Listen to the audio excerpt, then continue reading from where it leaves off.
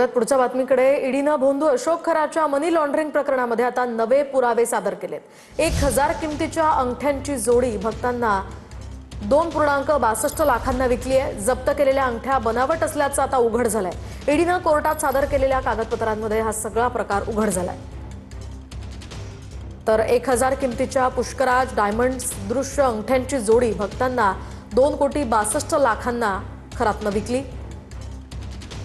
चिंचेच्या बिया 100 रुपयांना प्रति किलो दरानं खरेदी करून 10,000 ते 1 लाखांपर्यंत त्यानं विकल्या। तर 300 ते 500 प्रति लिटर किमतीचा मध दैवी मध म्हणून 7 लाख रुपये प्रति लिटरनं विकण्यात आला। ग्रहदोष दूर करणारी आणि यश मिळवून देणारी ऊर्जित रत्न म्हणून लाखो रुपयांमध्ये विकण्यात आली। दरम्यान या संदर्भातली अधिकची माहिती आपण जाणून घेऊयात आमचे प्रतिनिधी कृष्णा सोमार वाडकर यांच्याकडून।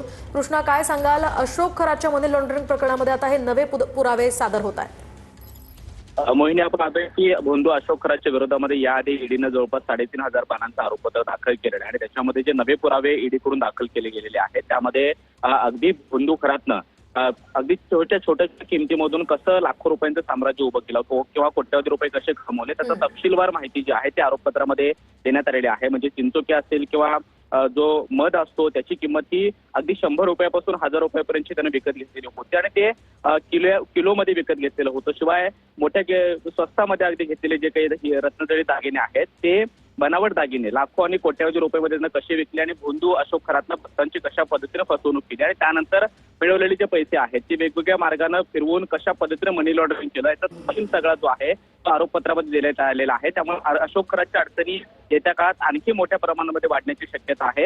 हे सगळे पुरावे ईडीच्या विशेष पीएमएलए कोर्टामध्ये दाखल केल्यानंतर आता लवकरच या सगळ्या आरोपांची निश्चिती होईल आणि त्यानंतर भोंदू अशोक खराच्या विरोधामध्ये चार्जेस क्लेम केल्यानंतर खटला जो आहे तो मनी लॉन्ड्रिंगचा चालला जाईल। त्यामुळे हे सगळे पुरावे ईडीच्या हाती लागलेले आहेत आणि नवे खुलासे सुद्धा या सगळ्या प्रकरणामध्ये होताना पाहायला मिळत आहेत।